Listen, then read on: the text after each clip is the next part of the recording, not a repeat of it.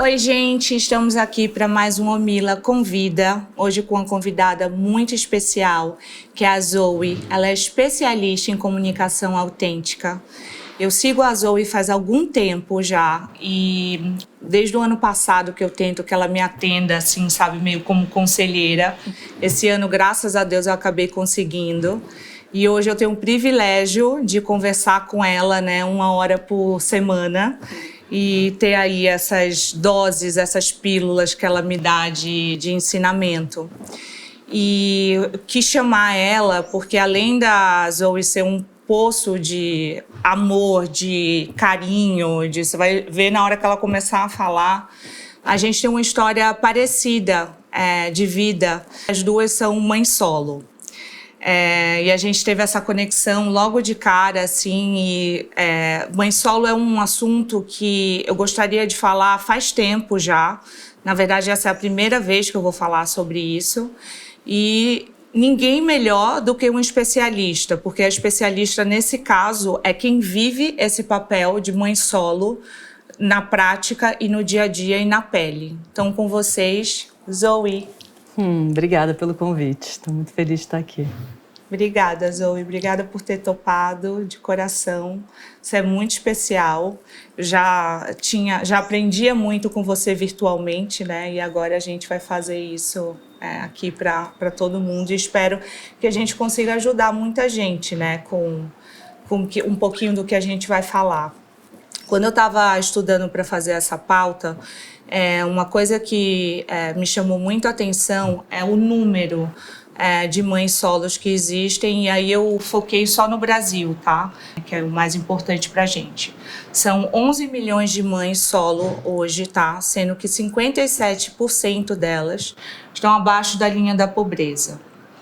Então, eu queria começar esse programa contando rapidamente uma história que aconteceu comigo e depois eu quero que a Zoe traga toda a experiência dela, porque ela já tem anos-luz na minha frente, né? Sua filha já está hoje com 19. Eu vou chegar lá, as minhas têm 6 e 7, então quero aprender muito ainda com você.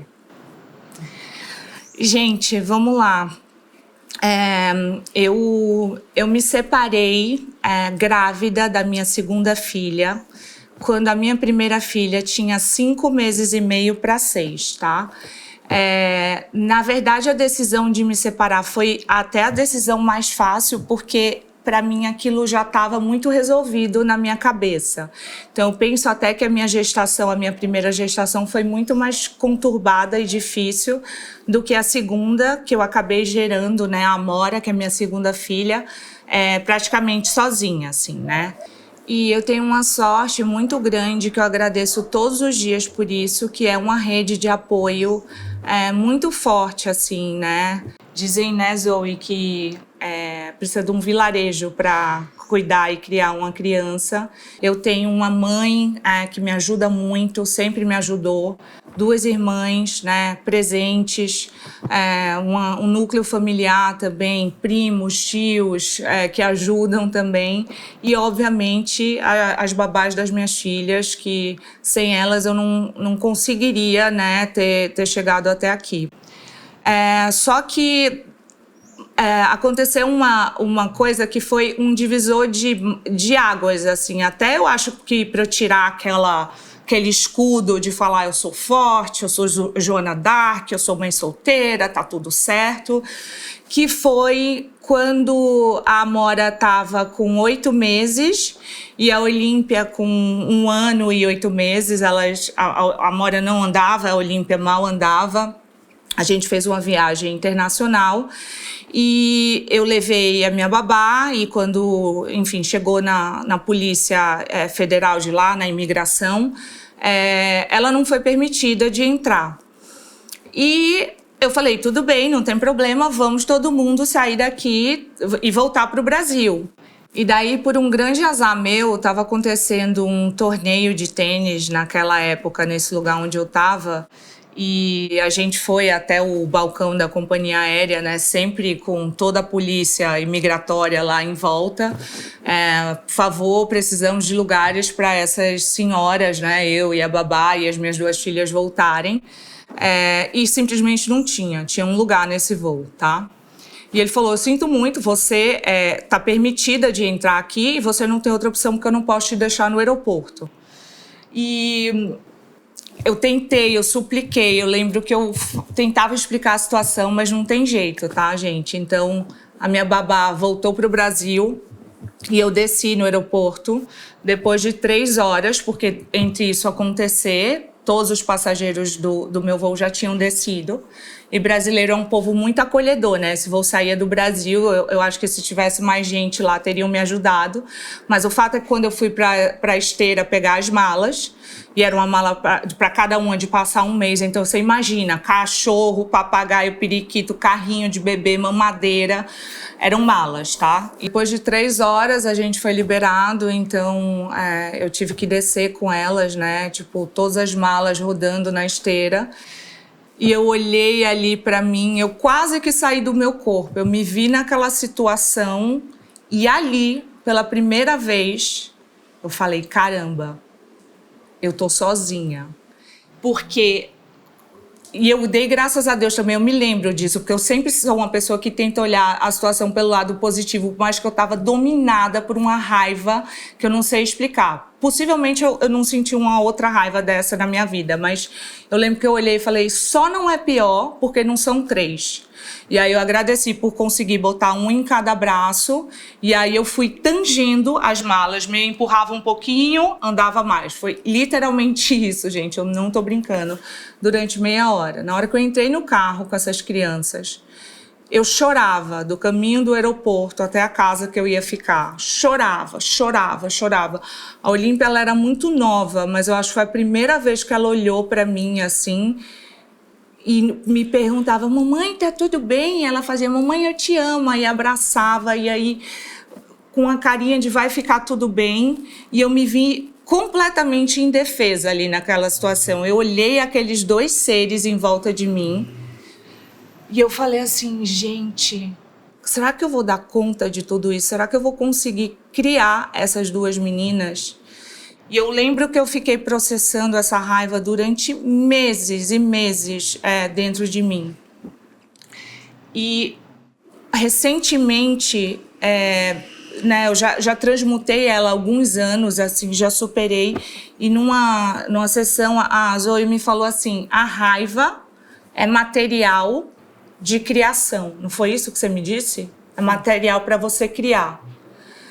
E aí, quando a gente estava pensando sobre a pauta, eu falei, é isso. Vamos pegar essa raiva, vamos transformar isso num material para todas essas mães que passam por situações assim parecidas, onde elas se veem completamente sozinhas, abandonadas, às vezes com 3, 4 filhos e tendo que dar conta do que talvez nem seja possível dar conta, né, Zoe? E aí eu quero, com isso, ouvir você. Ai, primeiro me toca profundamente, né, te imaginar nessa situação. E eu acho que na sociedade que a gente vive é muito normalizado, né, que as mulheres tenham que dar conta de tudo, tenham que ter superpoderes, né, ainda tenham que estar lindas. Isso. Então, é muito dolorido mesmo o papel da mulher, né? O papel da mãe. Eu acho que quem não é mãe não imagina o que é, né? E quem é pai não faz ideia. Então, te ouvindo me fez lembrar, eu acho que da maior dor que eu carrego em relação à maternidade, que foi também o momento que eu me senti muito sozinha. Foi assim, minha filha nasceu, eu tive um parto em casa. E na época a minha companheira, ela nasceu de manhã e ela tinha que tocar, ela era baixista, então ela tinha que tocar à noite. E ela falou, olha, eu vou lá tocar e já volto. E eu falei, hã? Tipo, não, pelo amor de Deus, não me deixa aqui sozinha. A criança nasceu às 9 da manhã e às 4 da tarde ela falou, eu vou ali tocar e já volto. Uau! Eu falei, cara, E eu nem entendi por que eu fiquei tão apavorada, né, dessa solidão, né? Então, eu acho que a maternidade coloca a gente em lugares muito vulneráveis, né? E eu lembro, ali quebrou o cristal, ali eu não tinha mais como continuar naquela relação, porque eu me senti tão desamparada, né? E com aquele bebê ali que eu mal conhecia e que eu tinha que ser a melhor pessoa do mundo, mas eu tinha virado à noite, eu estava toda rasgada, eu estava tipo exausta, queria dormir, nunca mais ia dormir, né? E a pessoa que era minha companheira não conseguia perceber esse movimento, né? Então é interessante para também mostrar que não são só os homens, né? Que às vezes as mulheres também que estão junto, dependendo da posição, também não conseguem se colocar no lugar e perceber o que é ser mãe, né? O que é carregar um ser 9 meses que daqui a pouco que sai da tua barriga e o hormônio, todas as alterações hormonais que acontecem nesse momento. Não, e aí me vi com um bebê, né? E minha companheira não perceber tudo que eu estava passando naquele momento e sair para trabalhar, e aquilo me deixou numa solidão e numa dor tão profunda de perceber que daquele momento em diante eu tinha um ser ali que eu ia ter que dar conta, não importa como, né? E eu acho que as mães carregam isso, né? Você lá com 2 crianças de colo, 80 malas, num país distante, sem apoio. E da onde a gente tira essa força, né? E a gente tira. A gente tira. Mas o fato da gente tirar não pode diminuir a realidade de que é muito desumano. Exatamente, é desumano, e eu acho que ainda é de um lugar onde as pessoas conseguem olhar para essas mães que param de trabalhar durante um tempo ou que percebem que cuidar dos filhos é tão custoso que às vezes o próprio emprego não paga o suficiente e aí decide se dedicar a isso porque sai mais barato. E a sociedade te perguntando, mas você não trabalha? Mas você não, né? Aonde eu não trabalho? No mundo profissional corporativo? Não, mas olha, eu faço um trabalho aqui que dá muito mais trabalho do que muita coisa, né? Porque você educar um ser humano consciente, ético e com amor hoje em dia, a gente sabe, né? Eu acho que é muito mais fácil sair para trabalhar do que ficar em casa cuidando de filho, porque o cuidar do filho demanda uma presença, né, que é muito cansativa. Porque a criança, ela te quer o tempo inteiro, né? A criança, ela nasce...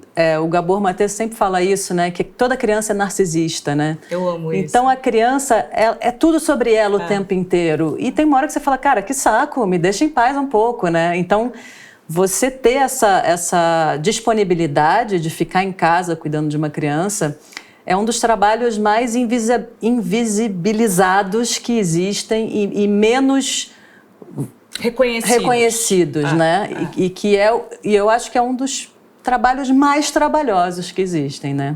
Total. Tanto que não é todo homem que quer fazer, né, Zoe?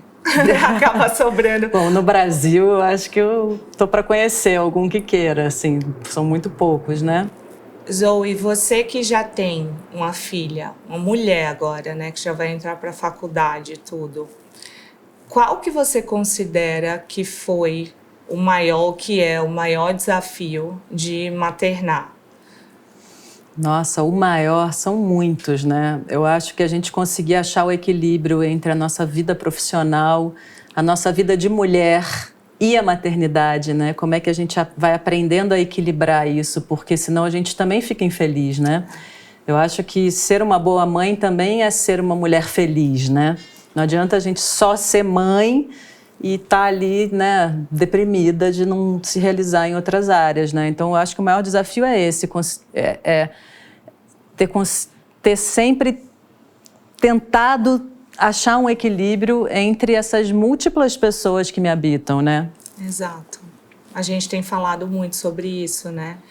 Porque como eu voltei a trabalhar agora e antes eu estava totalmente dedicada às minhas filhas, como é para mim, uma grande culpa nesse momento que eu estou tentando reequilibrar, né? Esse triângulo aí, que a gente sempre vai ter uma área na nossa vida que vai estar desbalanceada. Agora, nesse momento, eu creio que é a vida amorosa e tudo certo, porque minha vida amorosa agora é o meu trabalho. Mas eu estava estudando para a pauta e estava vendo alguns dados super interessantes, né, sobre essas super mulheres que criam os filhos. Vou chamar de super mulheres, mas mãe solo, né? E quando você não tem uma rede de apoio, como é muito difícil você ter uma vida pessoal, porque, gente, quem é mãe aqui sabe... É uma moto. Obrigado. Porque... Não, agora vai passar mais.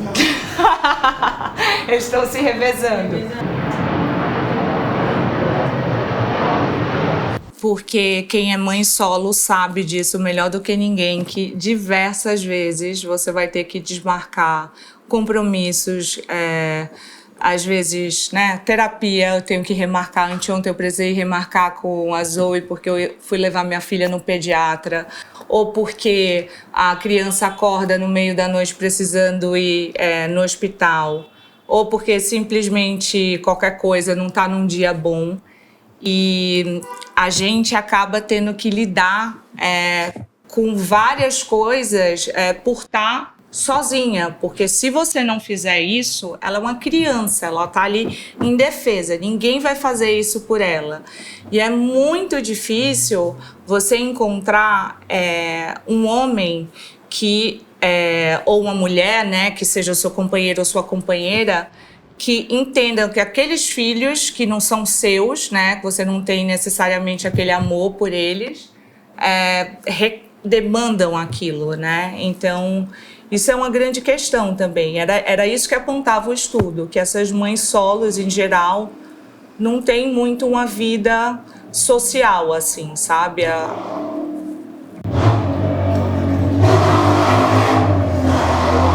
cima de um avião. Exato. E aí você não consegue ter uma vida social, né, Zoe? Me conta sobre isso, assim, da tua experiência. Antes da vida social, eu queria só, quando você falou, né, do amor, eu até acho que as pessoas que não são a mãe têm amor, mas eu acho que elas não entendem o amor como verbo. Elas entendem o amor como, eu amo essa criança. Tá, mas e o que você faz por essa criança? Né? Uhum. E eu já percebi também muito uma dinâmica onde parece que entra numa neurose, onde, por exemplo, se você, mãe, chega para o parceiro ou para a parceira e fala, e aí, quer pegar no fim de semana, né? Aí a pessoa fala, eu quero, que bom, porque esse fim de semana eu tenho que não sei o quê.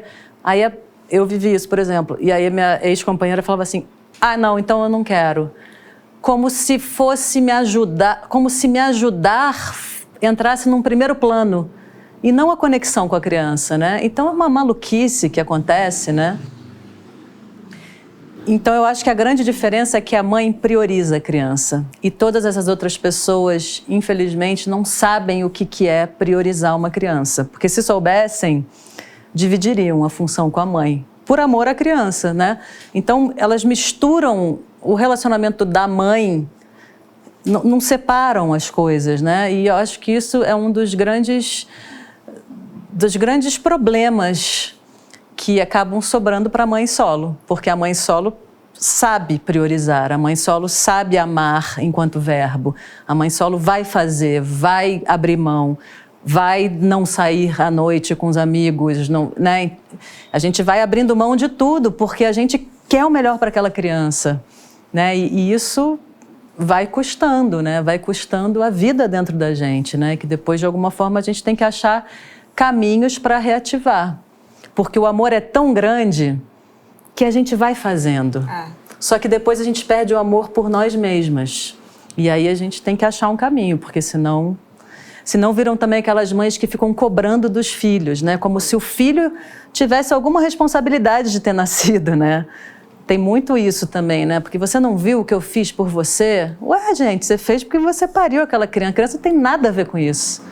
Aproveitando o que a Zoe acabou de falar, eu queria falar também de um papo que a gente teve ontem, né? Que é, às vezes, você é mãe solo no seu próprio relacionamento, assim. Eu, pelo menos, conheço alguns casos, né, Zoe? Fala um pouquinho sobre isso. A gente vem de um histórico do patriarcado, né? Então, o que seria o patriarcado, né? Onde os homens são privilegiados. E isso já vem há muitos séculos. E a gente ainda não conseguiu desconstruir aqui no Brasil, né? Mas você vai para lugares, por exemplo, na Holanda, você já vê uma igualdade de gênero. Mas aqui ainda está muito atrasado. Então, o que acontece são muitos casais héteros, casados, que são pais daquela criança e que o cara está ali sentado no sofá e a mãe está se desdobrando, né? Porque às vezes é um segundo, terceiro filho, dependendo de quantos filhos você tem, você ainda tem que cuidar do homem, porque ele acha que precisa ser cuidado, né? Não é isso? Totalmente. Na minha breve incursão no mundo bissexual masculino, eu falava assim, ué, gente, eu arrumei um filho? Exato. Que coisa chata. E o pai da minha filha, por exemplo, foi um caso assim, né? A gente namorou um pouco e aí me vi nessa situação de mãe e falei, não, vamos separar. E aí depois acabei engravidando sem querer de um encontro assim com ele. E aquilo me marcou muito, porque nesse encontro derradeiro, né, rolou aquele papo assim, eu falei, olha, não estou mais tomando pílula. Não, mas aí eu gosto fora. Não, mas bota a camisinha. Aí fica aquela discussão, né, que você fala assim, bom, tá bom, vai. Então você acaba cedendo, né, para esse papo de não querer colocar a camisinha. E aí, meses depois, eu descubro que eu tô grávida. E aí, né, o pai... não, pelo amor de Deus, não sei o quê. Eu falei, olha, naquele momento, eu te falei que eu não estava tomando pílula. Aquele era o momento da escolha. Agora quem escolhe... Aquele era o momento da sua escolha. Agora quem escolhe sou eu. E eu vou ser mãe. E você pode escolher ou não ser pai. Agora, o que me machucou muito ano passado, no fim do ano, foi descobrir... Desculpa interromper, não, imagina. Gente... Nossa, isso me deixou muito revoltado. Vai ser bom poder falar isso aqui agora. Ai, que bom!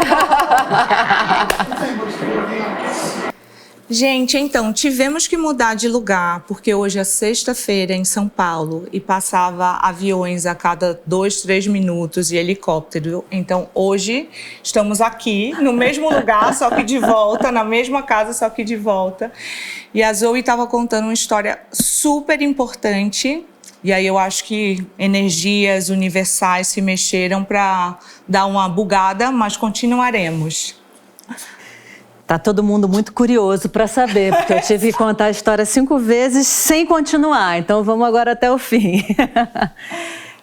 Eu estava contando que a vida é muito louca, né? E aí, ano passado, um aluno meu me contou, né, que a amiga dele, que é uma amiga que é em comum com esse aluno e com o pai da minha filha, ele foi contar para essa amiga assim, eu tô fazendo um curso com a Zoe, não sei o quê. Aí ela falou assim, eu conheço a Zoe, sei quem é.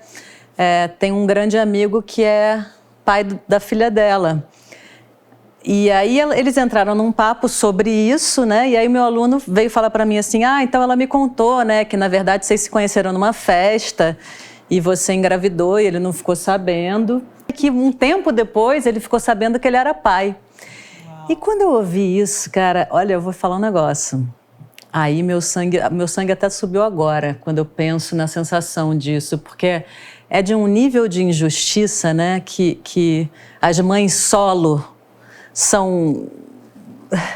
podem passar, né, porque assim, na hora de botar camisinha, não bota camisinha. Aí na hora que você engravida, a pessoa pede para você tirar. Aí você não tira e você ainda fala assim, olha, meu querido... eu vou ter, você pode escolher ser pai ou não. Mas o que eu acho mais grave da história toda, porque a versão que ele conta para ele mesmo ou para as pessoas, para ele se isentar dessa culpa que ele carrega, é um problema dele, É um problema né? dele, mas o que eu acho mais triste é saber que a minha filha, que é um ser humano incrível, maravilhoso, e que eu faço de tudo para que ela saiba quão maravilhosa ela ela já carrega uma dor de cara, de uma rejeição, de um babaca. Exato. Né? Que é um cara que perdeu a oportunidade de ser pai. E perdeu a oportunidade com todas as regalias, porque eu falei para ele, você não precisa ajudar com dinheiro, você pode ser meu brother, vamos ser amigo e criar junto, né? Vamos junto. E o cara, mesmo assim, com tantas facilidades, não conseguiu. E muitas vezes durante a vida dela, né? Quantas vezes eu não liguei e falei, olha, vem cá, cara, olha só, não sei o quê. Aí ele vinha e desaparecia meses. O que eu acho que é ainda mais grave. Né? Porque quando você não tem ponto final, é uma história. Agora, quando você se conecta e a pessoa some, são repetidos traumas de abandono. E isso eu tenho vontade de matar. E aí eu me lembro de uma coisa também que você me falou, né? Que a criança, como ela ainda não consegue processar, ela fica achando que isso é uma culpa dela, né? Isso é muito grave, assim. Quantas repetições dessa história a gente não tem acontecendo no mundo? Imaginar também, né, essas pessoas, elas perdem a oportunidade de amar e serem amados, né? E que não importa também quanto a gente seja super mulher nesse sentido, a gente sempre vai ser uma só e a gente sempre é esse lado feminino. Como que a responsabilidade também cai sempre pra gente, esse negócio da camisinha, né? É sempre a mesma história, assim, na hora de fazer, principalmente o cara, tem um negócio meio da mulher de meio se submeter àquela situação, né? Porque senão ele não quer. E aí, depois, quando os dois estavam correndo aquele mesmo risco, né? Eu nem gosto de falar um risco, porque uma criança é uma coisa tão maravilhosa que, assim, nem gostaria de falar assim, mas aí a culpa é da mulher, a decisão é da mulher. A mulher ainda cai com aquela responsabilidade de você fazer um aborto, porque cai para você. O cara só te leva lá, às vezes ele paga, às vezes ele não tá nem aí, ele só te manda numa clínica. Ou não, ou quando é muito mais forte, são mulheres fortes, tipo a gente, que fala, vamos, eu vou fazer isso. Né? E que eu tenho certeza que tanto para você quanto para mim, hoje eu não consigo imaginar a minha vida sem minhas filhas, assim, e acredito que para você é o mesmo. Mas com todo esse peso que vem, né, pra gente dessa decisão, e todo o peso que vem para essas mulheres que decidem fazer o mesmo e não ter um apoio ainda, né? Porque, assim, o apoio, você já esqueceu o cara, claramente ele não vai apoiar nem nada, mas é o apoio da sociedade. Eu acho que a gente tem uma missão muito importante como sociedade de aprender a olhar para essas mulheres e não julgar. Não fazer uma pergunta tipo, ai, mas cadê o pai? Mas o pai vem ver? Tipo, gente, é uma mãe solo. É só isso, assim, tipo, ela é a mãe. Você não tem que fazer perguntas, né, desse tipo que pioram a imagem da mulher, né? E você saber também, se você for, né, um parceiro ou uma parceira que queira entrar numa viagem de estar com a mãe solo, que você pense 2, 3 vezes assim, porque, né, você vai ter que se comprometer a dar um apoio também para aquela outra fortaleza ali que parece uma fortaleza, mas que a gente tem a nossa vulnerabilidade, né, Zoe? Eu acho que é uma fortaleza que está exausta. Exato. Né? Então, precisando de colo. Precisando de colo, precisando de cuidado, né? Podendo descansar, né? Podendo ser vista, ser cuidada, né? Porque eu acho que todo mundo precisa de cuidado, né? E as mães solos mais ainda, porque a gente dá tudo que a gente tem e o que a gente não tem, sem fim, né? Alimentada desse amor gigante, mágico, divino, maravilhoso, né? Mas eu percebo que é um aprendizado para as mães solo se darem a oportunidade de serem cuidadas também. Porque eu acho que a gente acaba depois esquecendo que a gente merece ser cuidada, né? E muitas vezes a gente acaba, inclusive, entrando em relacionamentos que a gente fica cuidando, né? Parece que cria um imã, já está tão naquele modo de cuidar, que aí você só fica atraindo coisas para cuidar, e aí então você perceber, não, peraí, eu também mereço ser cuidada, eu quero estar em relacionamentos onde eu cuido, mas eu também sou cuidada, né? Para mim é um grande aprendizado, assim, de ter percebido um padrão, de repente, na minha vida e falar, nossa, peraí, cara, preciso mudar alguma coisa, eu preciso equilibrar essas relações, né? Claro que com a minha filha eu quero cuidar, não quero que ela cuide de mim. Não enquanto ela é uma criança, né? Quando eu inverter lá na frente, sim. Mas agora não, eu quero... Às vezes, inclusive, eu acho que a gente de mãe solo também, não sei se você passou por isso no aeroporto, mas elas eram muito pequenininhas, né? Mas às vezes, quando eu tô triste ou quando eu tô chorando, né? Eu vejo o olhar da minha filha e eu sempre falo para ela, tá tudo bem, você não precisa se preocupar comigo, eu dou conta. Né? Eu acho muito importante, né, nessa maternidade, a gente ainda ter a força de poder isentar nossos filhos de cuidarem da gente. Né? Mas sim, procurar relacionamentos saudáveis, onde a gente pode ser cuidada e também cuidar, né? Gente, isso é brilhante que você falou, porque, assim, é a história da minha vida. Quando você falou um imã de pessoas que precisam ser cuidadas. Eu vejo isso, tipo, na minha vida. E também tem um lado da gente, ela tá muito gostosa aqui, gente, ela tá muito feliz. E eu acho que tem muito um lado da gente também de não...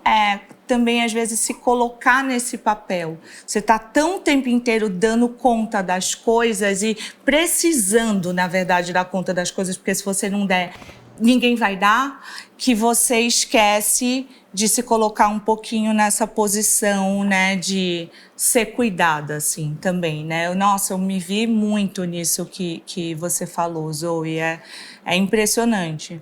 E tem uma coisa também que eu acho, né, das empresas que precisam olhar um pouco com mais carinho para isso, de ter uma mãe solo lá dentro, olhar para essa pessoa com um outro, né, com outro olhar, assim, entender que várias vezes assim, ela vai ter que sair do trabalho ou a escola vai ligar, porque realmente ela não tem para quem correr, assim, sabe?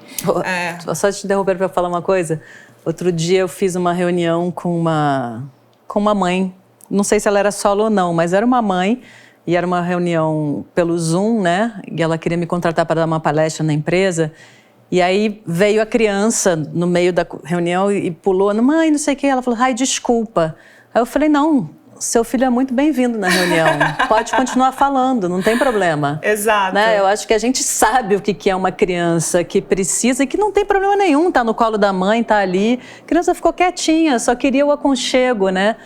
Então, eu acho que a gente tem que repensar essas relações, né? Por que uma criança não é bem-vinda, né? Total.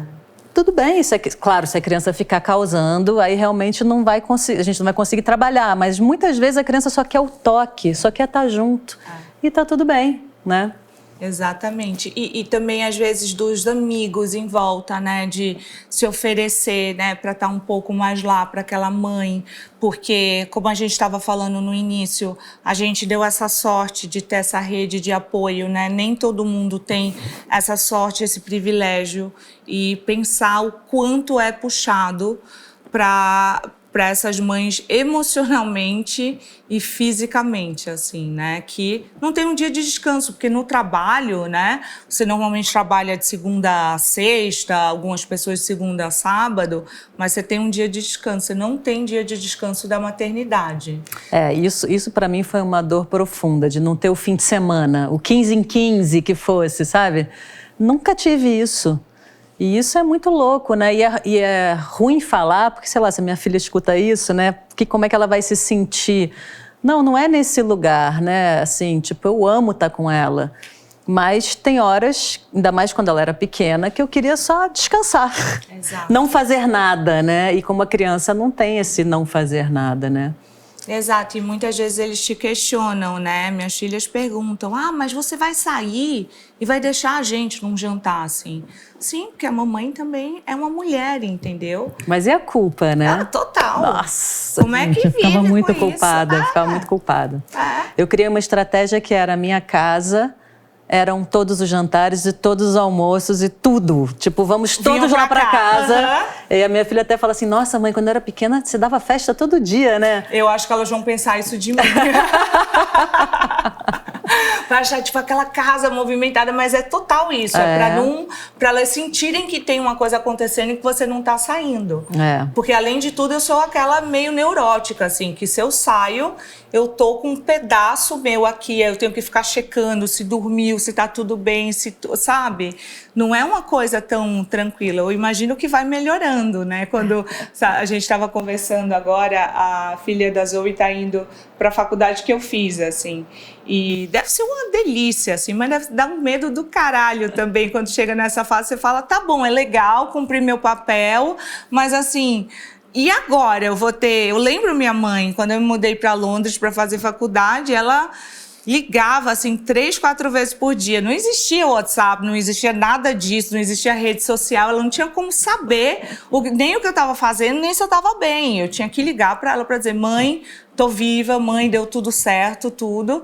Isso eu acho mais difícil hoje em dia, que, né, elas são pequenas, tal. Quando elas estiverem fora de casa, eu acho que eu vou pirar. Mas a gente vai estar junto, né? Porque eu acho que é muito importante. E esse é um dos grandes desafios da maternidade, né? De qualquer maternidade, seja solo ou não solo. Como é que a gente vai trabalhando esse desapego, né? Porque a relação te engole, você para de existir, né? E aí você vai se doando, e essa criança vai crescendo, crescendo e faz... Valeu, hein? E você tipo... Né? Então, eu acho muito importante também que a gente vá olhando para essa continuidade da vida que é natural e que bom, né, que os nossos filhos podem sair consigam sair de casa e falar valeu, isso é um ótimo sinal de saúde, mas como é que a gente vai lidar com esse ninho vazio, né? É outra questão também que eu acho que também a gente precisa de uma rede de apoio para esse momento também, sabe? Para esse luto, né? Dessa casa vazia, de repente, né? Porque quando você é mãe solo, né? Quando finaliza esse processo, finaliza não, porque a gente nunca finaliza, a gente nunca deixa de ser mãe. Mas normalmente o ninho vazio tem também, né? Um casal que tá ali, que deixa aquele filho ir embora. Então, vamos curtir a vida, vamos viajar, vamos fazer curso disso, daquilo. Você, além de tudo, ainda... No nosso caso, no meu e no seu, a gente... Tá bom, e agora, né? Então, tem muito isso também. Bom, gente, delícia de papo. Nossa, obrigada, Zoe. Obrigada mesmo, assim. Sem palavras, é sempre maravilhoso tá com você, te ouvir falar. Se vocês não conhecem o trabalho da Zoe, assim, eu recomendo fortemente, porque é uma pessoa que... né, sabe falar de 100 tipos de assunto diferente, com muita bagagem, com uma calma muito grande, assim. E eu acho que a primeira vez que eu vi ela meio exaltada, assim, tipo, foi hoje, né? Então, gostei desse sangue subindo, assim, acho super importante também pra tudo. Né? Ela aprendeu a transmutar a raiva, ela me fala de transmutar a raiva, ela transmuta isso muito bem, então, obrigada. Mas eu... quero agradecer muito, porque foi uma surpresa, né, que esse encontro tenha tido esse tema, né, que é um tema que eu acho que a maioria das mulheres guarda dentro de si. Então, eu me sinto, assim, feliz de ter atravessado essa dor aqui junto com você, né, sentir ela no meu corpo, perceber o quanto ela ainda vive dentro de mim, né, o quanto ainda é complicado, várias questões aqui, mas o quanto eu acredito que na hora que a gente fala, a gente ajuda as pessoas que estão caladas também, né? Então, vamos mesmo falar, porque eu acho que é a partir desse lugar da fala que a gente começa a conseguir trazer consciência, né, para as pessoas e principalmente para os que não são mães e pais de verdade, né? Exato. E a gente tinha essa opção, tá, gente? Eu faço, né, essa espécie de terapia com a Zoe e a gente podia falar isso, né, na nossa sessão e isso ficar, né, entre quatro paredes, né? Mas qual o sentido da vida se não for compartilhar, assim? Qual o sentido da vida se a gente não puder atingir outras mães, outras pessoas e dar força para essas pessoas e falar assim, a gente sabe que é muito difícil, mas é o que tem para hoje, entendeu? E vale muito a pena. Criar uma criança dá muito trabalho, mas é muito, né, o que a gente recebe de volta deles todos os dias. E se esse vídeo, né, puder ser para vocês assim um afago ali na alma, que seja, é isso que a gente deseja, né, Zoe? É isso, gente. Obrigada.